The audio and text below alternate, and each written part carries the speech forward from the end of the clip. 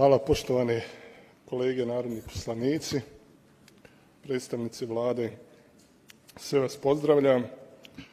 O ozbiljnosti ove teme svjedoči i popunjenost ove sale i ozbiljnosti situacije, tako da ona najbolje odslikava ovaj dnevni red, temu i pristup ovoj temi. Kako god ovo o čemu mi danas razgovaramo na ovoj sjednici Narodne skupštine posljedica je nepoštivanja Dejtonskog mirovnog sporazuma, nepoštivanja Ustava i nepoštivanja zakona. Da se striktno držalo Dejtonskog mirovnog sporazuma, Ustava Bosne i Hercegovine i entiteta RS, zakona koji je donijela Parlamentarna skupština Bosne i Hercegovine i ova Narodna skupština, mi ne bismo danas sigurno razgovarali na ovu temu i ovoj prilici. Ali dobro, tu smo gdje smo i danas i na ovoj samoj sjednici svjedočili smo kršenju Poslovnika gdje je predsjednik Narodne skupštine u formi predsjednika entiteta dao da govori čovjek koji nije više predsjednik entiteta. To je dokaz našeg pristupa i dokaz opredjeljenja da se i dalje ne poštuju propisi, ne poštuju pravila, a onda kada nešto nastupi, onda dođe do problema. Mi danas ovdje pričamo o završenoj stvari. Dakle, ovo je završena stvar. Čovjek je sam sebe prijavio, učestvovao u sudskom procesu, iskoristio sve raspoložive zakonom propisane mehanizme, prihvatio presudu takvu kakva jeste, dobio mogućnost da zatvorski dio kazne presude plati novčano, obratio se Ustavnom sudu radi zaštite svojih prava. Dakle, presuda je prihvaćena i to je to. A onda mi pričamo ovdje o nečemu. Ulazeći ponovo u kršenje Ustava. Dakle, član 69. Ustava kaže organizacija i kaže izvršna vlast, sudska vlast, zakonodavna. Mi danas ovdje raspravljamo o onome što je uradilo pravosuđe. Ponovo znači kršimo Ustav. I ponovo će neko ući u neku spiralu činjenja krivičnih djela. I onda će ponovo biti, što rekao naš narod, uj pomagaj. A umjesto da se držimo definisanih pravila, propisa, zakona koji su takvi kakvi jesu, nekad nekom idu u korist, nekad nekom drugom idu u korist. Sad zamislite da na svakom nivou se raspravlja o tome da li će se prihvatiti, neće prihvatiti, poštovati ili neće poštovati neka presuda nekog lokalnog moćnika koji to može staviti na neki dnevni red nekog lokalnog parlamenta i zauzimati stavove po tom pitanju. Dakle, stvari su potpuno jasne.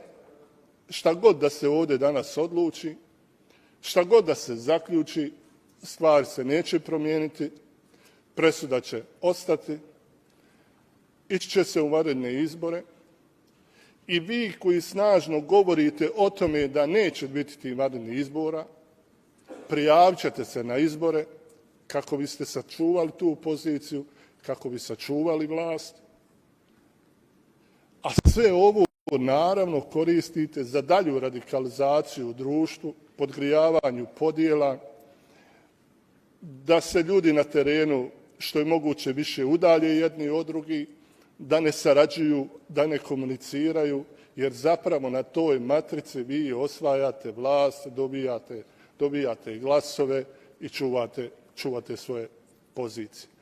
ništa se nije naučilo iz svega onoga što se dešavalo u prethodnom periodu i sigurno da ono što vi danas ovdje radite nije ni u interesu onih u ime kojih tvrdite da to radite.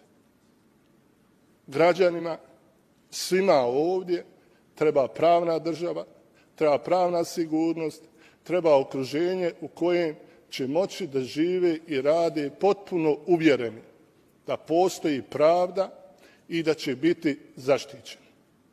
U ovom slučaju vi širite potpuno drugu atmosferu, stvarajući osjećaj da samo za neke ljude će se podići galama, samo za neke ljude će se podići atmosfera do usijanja i radikalizirati društvo sa ciljem podjele države, a znate i sami, niti je to moguće, niti je to realno.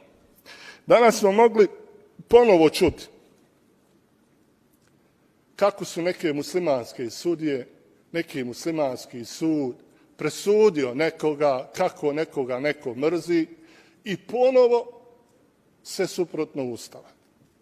Znači, član 1 Ustava lijepo kaže: Srbi, Bošnjaci, Hrvati i drugi građani.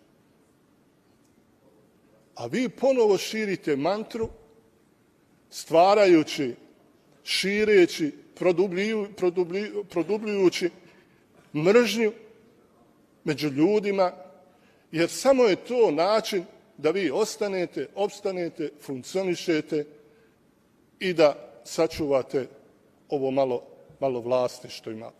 Naravno, ponavljam, stvar je potpuno jasna, proces je završen, on se neće vratiti nazad. Šta god da vi uradite, koliko god da donesete zaključaka, proces je tu gdje jeste. I sada ste pred Ustavnim sudom Bosne i Hercegovine, a nešto prije nekoliko mjeseci ili koliko već donijeli ste zakon da ne priznajete odluke tog Ustavnog suda. Ne priznajete odluke tog Ustavnog suda, tražite zaštitu pred tim Ustavnim sudom, kršeći taj famozni vaš zakon. Ja vas pozivam da jedini zaključak danas bude da se poziva Centralna izborna komisija Bosne i Hercegovine, da je što je moguće prije odredi termin vanrednih izbora za predsjednika entiteta, a da prije toga odredite onoga ko će vršiti dužnost predsjednika entiteta do održavanja tih vanrednih izbora. To bi bila jedina realna, racionalna odluka i jedini realan i racionalan postupak. Svaki drugi postupak je, dakle, put u novo nezakonito, antiustavno djelovanje, nove procese i eventualne nove krivične prijave protiv onih koji slijepo slušaju i provode naređenja onih koji su se već ogriješili po zakonu.